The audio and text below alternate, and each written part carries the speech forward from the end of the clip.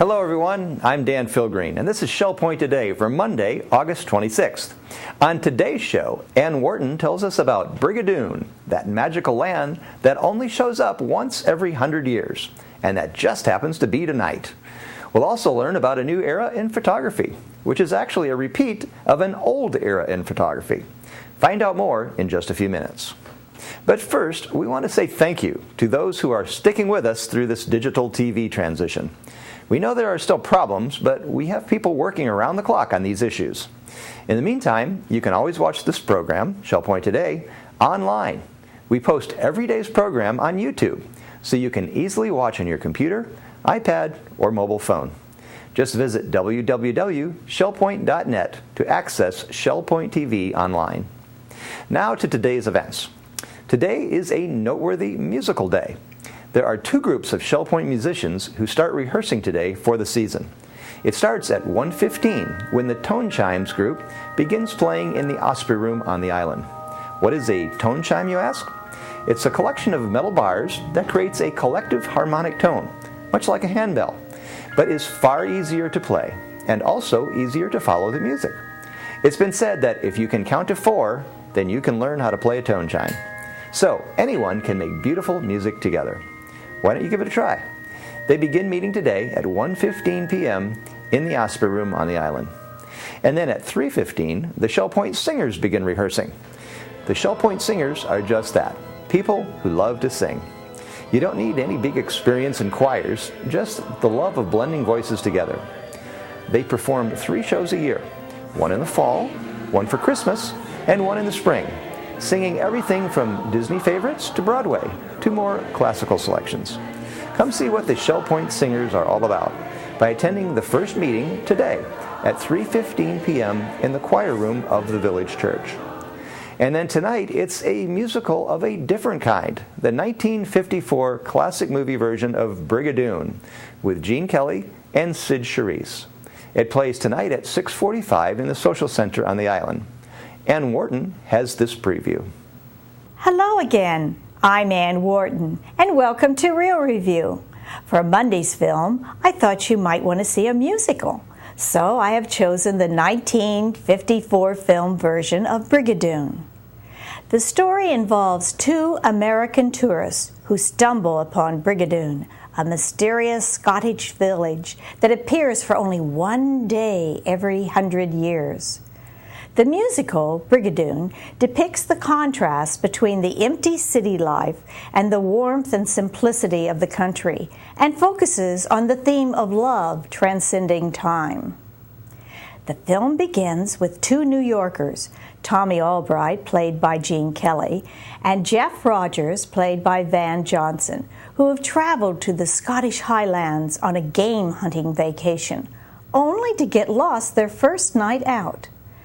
Tommy and Jeff hear music coming from a nearby village. Strangely, the village does not appear on their map of this area. Tommy and Jeff decide to visit it to get directions back to their inn.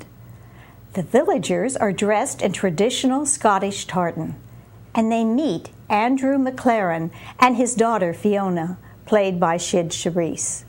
Fiona invites the Americans to have a meal and rest at the McLaren's cottage.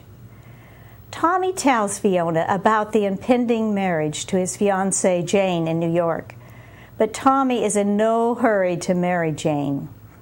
Later in the day, Fiona, Tommy, and Jeff arrive at Mr. Lundy's house, where he relates a story that the 2 New Yorkers can hardly believe.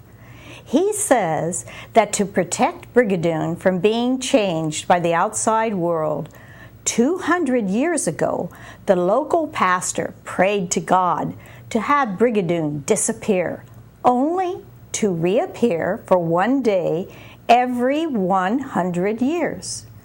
None of the people of Brigadoon can be permitted to leave the town, or it will disappear forever. Tommy asks the question, what if an outsider wanted to stay in Brigadoon? Mr. Lundy tells Tommy, a stranger can stay if he loves someone here. Not just Brigadoon, mind ye, but someone in Brigadoon, enough to want to give up everything and stay with that one person. Which is how it should be, 'cause after all, laddie, if you love someone deeply, anything is possible. Tommy finds Jeff and tells him of his plans to stay. Jeff thinks the idea is absurd and argues with Tommy until he has convinced him that Brigadoon is only a dream. 4 months later, at a hotel bar in New York, Tommy tells Jeff that he is still in love with Fiona, and he cannot stop thinking about her. Later, Tommy's fiancée, Jane Ashford, a beautiful socialite, talks to him about their impending wedding. But everything she says causes him to hear Fiona's voice and the dream of Brigadoon. Tommy realizes he needs to tell Jane that he cannot marry her. She argues with him, but he continues to daydream about his true love, Fiona. Tommy tells Jeff that he wants to return to Scotland. Tommy and Jeff return to the spot where they found Brigadoon. As they expected, they see nothing there. Tommy laments, why do people have to lose things to find out what they really mean? Agnes de Mille choreographed the traditional Scottish folk dance and the traditional sword dance.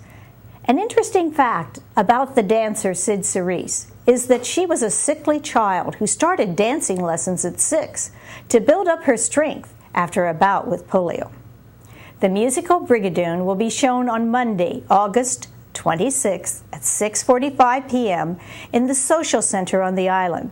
Be sure to get your soda and popcorn and come and enjoy this whimsical story with beguiling music and exciting dancing. See you all at the movies. Today is also a big day for dining at Shell Point, as the Crystal Room reopens after its summer hiatus. They've taken the time to add some new equipment and retool both their everyday menu and their weekly specials. One of the new specials is on Tuesday nights. They're calling it Pan Fresh at the Crystal. You get to pick a different cut of meat every week. Tomorrow it's Steak Diane. And watch as it's sautéed in front of you on magical new magnetic induction stoves. You can also add sauces and veggies as you like. Add onions and peppers to make it a piccata, mushrooms to make a marsala, or sherry or cream or lots of other choices. The first Pan Fresh night happens tomorrow night from 4 to 7 p.m. at the Crystal Room. We'll have more information about it on tomorrow's show. Also tomorrow, the Cafe Promenade reopens after their summer hiatus. They promise to have all sorts of new daily specials for breakfast and lunch, all homemade, with gourmet coffee available as well. The Cafe Promenade opens tomorrow and every day from 8 a.m. to 2 p.m. One final bit of news about openings and closings. Next Monday is Labor Day, so all of Shell Point's offices will be closed, including the medical center and the pharmacy. If you have any prescriptions that need to be filled, don't wait till the last minute. Call the Shell Point Pharmacy at 454-2234. Now we turn our attention to the Academy. The brochures for the fall semester came out last week, and classes are filling up fast. One of the favorite genres of the Academy is in art, and Herb Sklar of Eagles Preserve is offering many different opportunities this fall. For example, did you know that the hottest form of photography isn't digital? It's actually shooting with cheap plastic cameras on old-school 35mm film. The fun comes from adding all sorts of effects like fisheye lenses or double exposures. It's called Lomography, and you can find out more about it at an Academy class starting on Wednesday, September 11th. Terry Kolath tells us more. Hi, I'm here today with Herb Sklar of Eagles Preserve, and we're talking about yet another opportunity for art in the Academy of Lifelong Learning. Thanks for joining me, Herb. Oh, you're welcome. I always remember when you first moved to Shell Point and came to see me and you were interested in developing some art classes for the Academy. You have developed so many art classes in assisted living and independent living. You've taught photography, you've taught color, you've taught painting. Through all of that, what has been your biggest challenge? The biggest challenge is try to teach our age group, which I am one, to be creative. When we get older, we seem to go into this little box, and whether we're painters or photographers, we don't want to go out of the safety of this little box, and that's been the hardest thing to do. I've taught people to draw, I've taught people to paint, to take pictures, and hopefully better, but I have never found a way to teach them to become more creative. Until one day, my son was showing me an app on my iPad, and he needed some video. So he downloaded a free podcast, and he was showing me about the app. And what he downloaded was Photography 101, and it was a thing on lomography. Mm-hmm. And somehow I lost interest in what he was showing me. But this thing on lomography, I must have watched 3 or 4 times. I said, oh my gosh, that is it. That is a way to teach people how to be creative. And I got very excited over that. And I started taking pictures. I bought a special camera. I started exploring the internet. And I've spent the last 3 months exploring lomography. And I think it's turning out to everything I was hoping it would be. So let me tell you a little bit, what is lomography? Sure. Okay. Well, about 20 years ago, a bunch of high school kids found this Russian camera. It was called a Lomography automatic. It was a cheap plastic little camera, and they started taking pictures with film, and it caught on, and all of a sudden a whole community developed on the internet where there's over 1 million people who are taking pictures with these inexpensive toy plastic cameras and posting them on the internet, and they're very different with the images that you see. Now, these were young people. These were young people. So it was just natural for them to try some new... Yes, I guess it was more natural for them than for us, sure. but it has certainly developed, and where every age group is doing it, and it's very exciting. What's going to happen is it's going to stretch your imagination. It's going to make you see more and become creative and become a better artist or a photographer. At any level that you are now, this will increase it. So when you do the lomography photography with me and then go back to your digital camera or back to your painting, hopefully you'll do it differently. You'll look at it differently, and you'll push it a little different. And so I think it's really exciting. And we're going to start off with a great little camera. Well, I don't know if I'd call it great. An interesting camera. It's very limited, folks, on what it can do. It has a couple of settings here for close-up or mountains or whatever, and the instructions say don't pay any attention to them. They're not going to work anyway. And so basically, you have a shutter. Okay, and you can keep it on time, which means you can keep your finger on the shutter and it'll stay open, which means we can do night photography. And this particular model is like a sort of an imitation of the old roller. You look down into it. However, for those who find that difficult, they can turn it into a sports thing. And it's got a flash, and the flash shoots red, yellow. So the whole thing here is, what are you going to do with this camera? Because this camera isn't going to take you too far. It's what your imagination is. And hopefully from the group we'll all find out different things that people did. So if you're the type of person who wants to discover and invent and be more creative, this will take you there. And while we're working with this camera, there are other cameras that do interesting things. And I've bought a few of them, and people, when we get going, I will loan them to them to try out, okay? This is one that you're going to say to me, gee, I didn't know it existed. This camera always existed.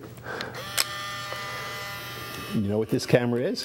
Polaroid. You got it.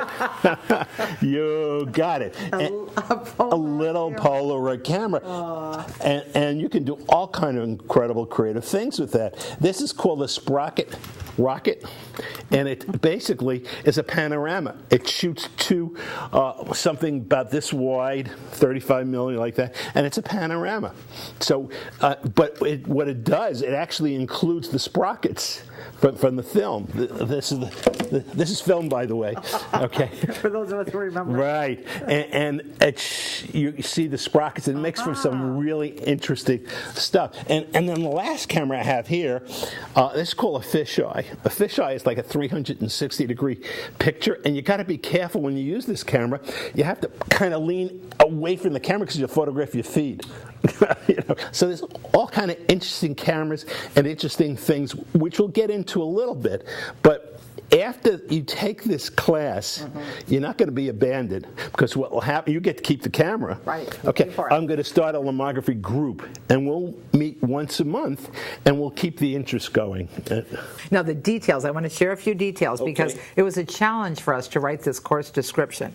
We know that people are going to want to have this camera because that's the whole purpose of the course. So they'll be paying for the camera and the first 3 rolls of film. We have no idea how many rolls people will want to take after that.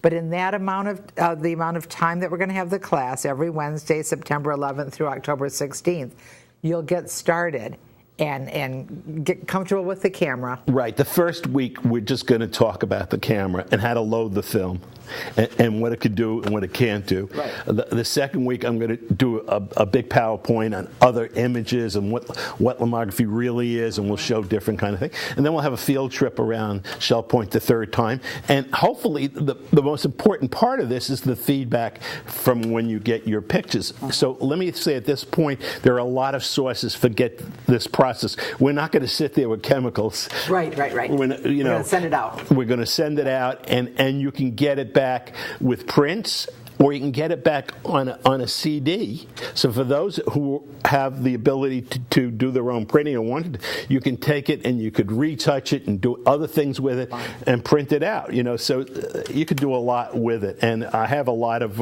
resources for that. And as far as the 3 rolls of film are concerned, there's plenty of film available, and I'll show you where to get it. So those who want to shoot more than 3, you can do that. Yeah. So they get the experience of doing all this with like-minded people who are... Oh, I'm hoping there are going to be people that are going to give me a lot of great ideas. I'm kind of counting on that. I think there will be. And we can only take 20 people. I mean, we want to keep this a manageable group. So we're encouraging everyone to read the description and the Academy brochure and sign up as soon as you can, because if you're interested in being in this pilot group for Lomography starting at Shell Point, this is your opportunity with Herb Sklar.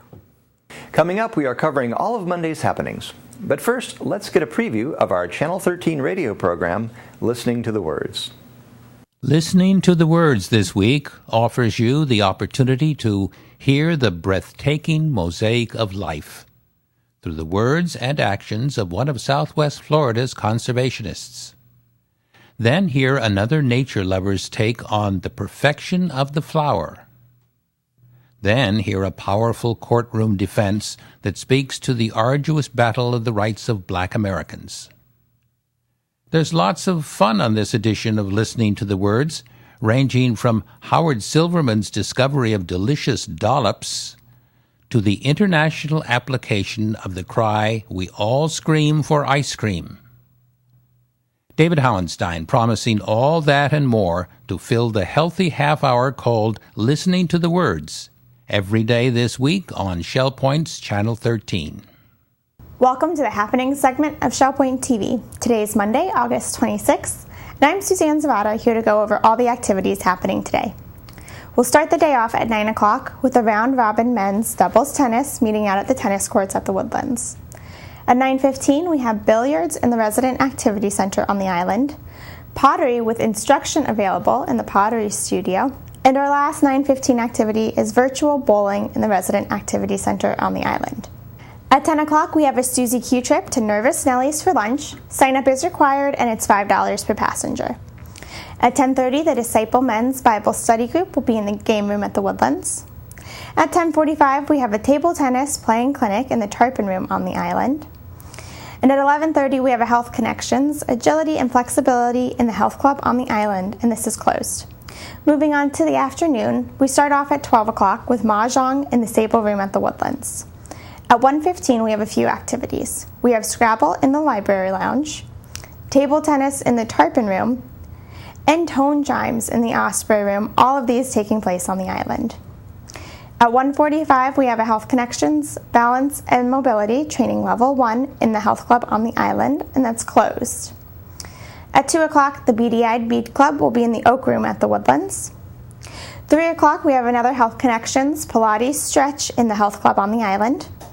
Also at 3, we have another Suzy Q trip to Rum Runners for an early dinner. Sign up is required, and it's $5 per passenger. At 3:15, we have the Shell Point Singers rehearsal in the choir room of the Village Church.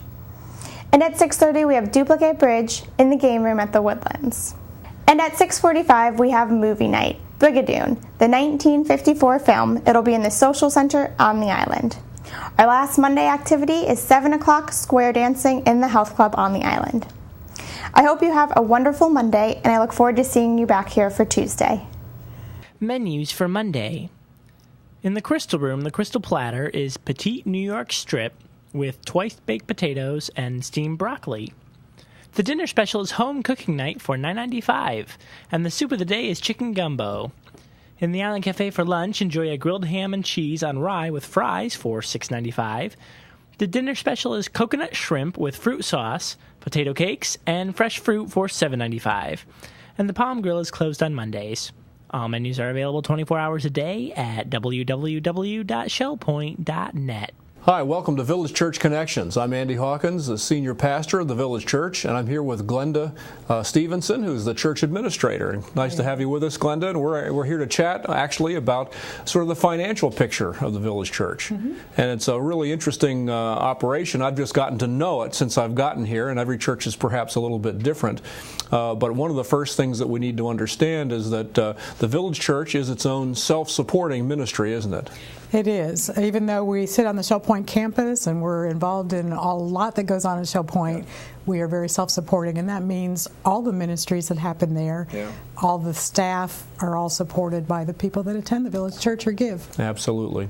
And of course, when we think about giving, this is obviously a seasonal community. Right. And I've learned that very clearly as I came here in February, right at the height of the season, so to speak. But certainly a lot of people disappear during the summers, don't they? Seems that way. It seems that way. Does the giving disappear as well during the summer season? Well, we usually feel it. Yeah. We usually see the difference in our giving, but we are so grateful and want to take the opportunity once in a while in the middle of the year to just say thank you for our people, because even though this may be a little slower time of year, our giving has remained strong. That's really exciting. I can tell you as a senior pastor, that's really exciting to know that takes place. And certainly that means that the people of the Village Church are generous people, I think, at heart. They are. And I think they respond well to the kinds of principles that the Bible teaches about giving, that we give as the Lord prospers us, and we give generously, and we give often very sacrificially. So we have a great group of people who love to give to various things, and sometimes, even if it stretches them a little bit, they love to do that. But what kinds of things does the giving support, actually? What kinds of ministries do we support through our giving at the Village Church? There are a variety of things, but let me just concentrate on the major things. And the first would be our general fund, and that fund supports all of the ministries that happen here locally. It pays the salaries for our staff, benefits for our staff, and other needs for our church building. And we are running in the black, even though it's middle of summer, and we're just very grateful for that. Absolutely. We also do a lot of benevolence giving, and some of that is towards our community. Several programs in our community that need support, and we participate with that. Some of it goes to help our own people here at Shell Point as they have needs. You will notice that we have done periodic drives for food, for the food pantry in Fort Myers, all part of the benevolence component of our giving. And that is thrilling to watch. Yeah. And one of the other major things that our people give to, although many of our people participate in a number of missions works and support a variety of missions projects, they give substantially to the worldwide ministries of the Christian Missionary Alliance. In fact, typically over $500,000 a year goes out from our Village Church people to support the worldwide ministries of the CNMA. That's really, really incredible. And I think it bears pointing out that the denomination with which the Village Church is associated, the Christian and Missionary Alliance, has probably 9 or 10 times the number of people involved in that denomination worldwide compared to how many we have in the United States. So it's actually a global global ministry that we see that has started out obviously in the United States and spread all over the world.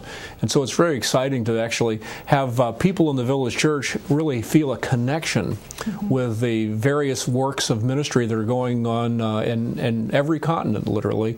Maybe not Antarctica. I don't think we have a church in Antarctica. Not yet. Anyway. Not yet.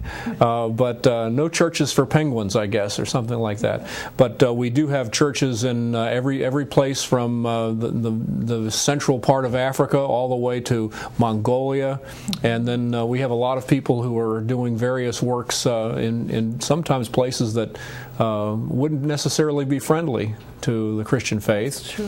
And so we're supporting some wonderful operations there. Then it is a privilege, at least I feel it, and I think many of our people do as well, to be able to participate with God in what's going on around the world. Absolutely.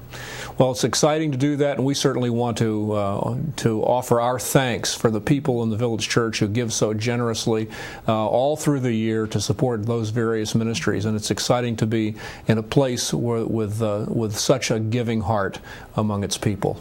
Well, thank you for joining us for Village Church Connections. We hope to see you soon. We're glad you joined us for today's show. Tune in tomorrow as Caroline Leggett showcases the butterfly house at the Sanibel Captiva Conservation Foundation. We'll also visit the Crystal Room, where Tuesday nights are now Pan Fresh nights. Until then, this is Shell Point Today for Monday, August 26th. I'm Dan Philgreen, and from all of us here at Shell Point TV, we hope you have a great day, and we'll see you again tomorrow.